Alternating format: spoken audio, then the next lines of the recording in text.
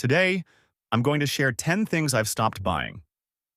I'm not all about strict saving, but I do believe in living below your means. Saving alone only gets you so far. So, what's the real trick? Cutting out unnecessary spending and using that extra cash to invest and grow your money. It's made a huge difference for me, and I've been able to save more each month without compromising my lifestyle. Let's get into it. 1. Books. I've stopped buying physical books, at least most of them. I love reading. I'm one of those people who's always got my nose in a book, and I genuinely believe it's one of the best investments you can make. Knowledge is one of the few things that nobody can take away from you. Clothes fade, gadgets break, but once you've learned something, it's yours forever. So instead of buying every single book that catches my eye, I now only buy hard copies of my all-time favorites. For everything else, I've turned to eBooks or my local library. Shout out to the Libby app. It's free, and it's amazing. This little switch has saved me hundreds, if not thousands, over the years. 2. Brand new cars. This one might sting for the car lovers out there. But seriously, unless you've got the cash to burn, don't buy a brand new car. Here's why. The second you drive that shiny new car off the lot, it loses about 10% of its value. Boom, gone. And within 3 years, you're looking at about a 60% drop. Let me put it into perspective. Imagine you buy a $30,000 car. After 3 years, it's only worth around $12,000. Ouch, right? So, instead of spending on a new car now, I invest that money so I can potentially buy a better one later, without feeling the pinch. 3. Souvenirs. The dust collectors. I used to buy souvenirs every time I traveled. Shot glasses, magnets, little trinkets. You name it, I probably bought it. But after a while, I realized 2 things. 1. My place was turning into a cluttered mess. And 2, those souvenirs weren't really adding value to my life. Now, instead of collecting things, I collect experiences. I journal about my travels, and sometimes I even vlog them. Trust me, rereading my entries from past trips brings back way more memories than that random shot glass ever could. 4. The latest and greatest version. The allure of new technology. This is a trap I used to fall into a lot. Take my Apple Watch, for example. When I first got it, I was thrilled. It helped me track my fitness, nudged me to be more active, and honestly made me feel kind of cool. But then, of course, the next version came out and I was tempted. I upgraded, but you know what? The happiness boost I got from it was minimal, especially compared to how much I paid. That got me thinking, do I really need to upgrade every time a new version comes out? Now, before I splurge on the latest gadget, I ask myself, is this extra bit of happiness worth the price tag? Most of the time, the answer is no. 5. Sales. More like spending traps. Here's a quick question. How many times have you bought something just because it was on sale? Be honest, sales are designed to trick us into thinking we're saving money, but in reality, we're just spending on things we didn't plan on buying in the first place.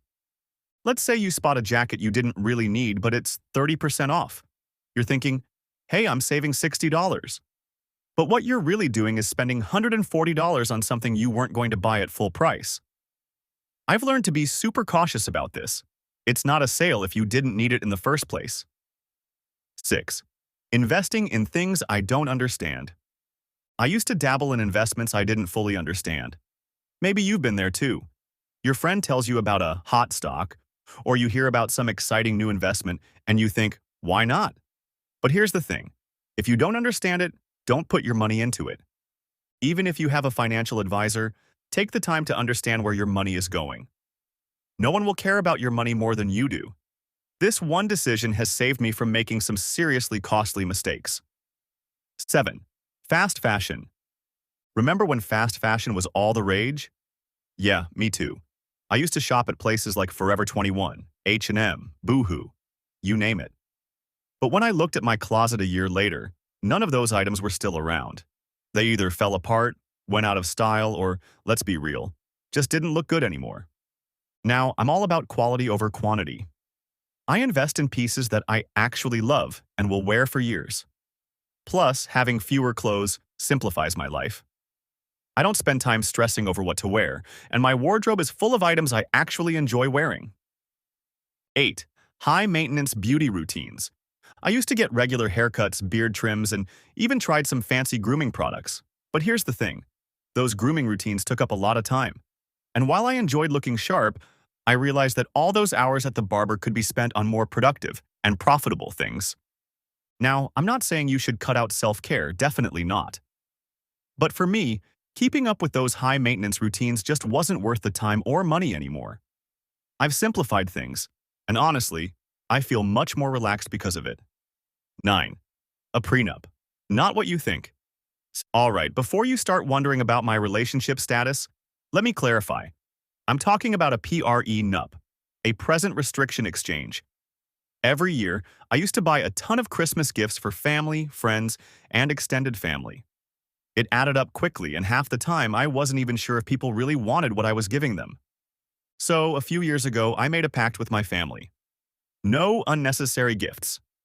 Instead, we focus on experiences and spending time together. This has saved me hundreds, maybe even thousands, each year. And honestly, nobody misses the gifts. 10. Spending out of habit or ego.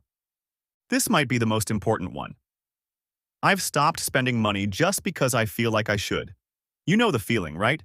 You see your friends getting new gadgets or fancy clothes, and you start feeling like you need to keep up. But here's the truth. Impressing people is exhausting, and it's expensive. Nowadays, I'm way more intentional with my spending. I only splurge on things that truly bring me joy and add value to my life. If it's just to keep up with someone else, I pass.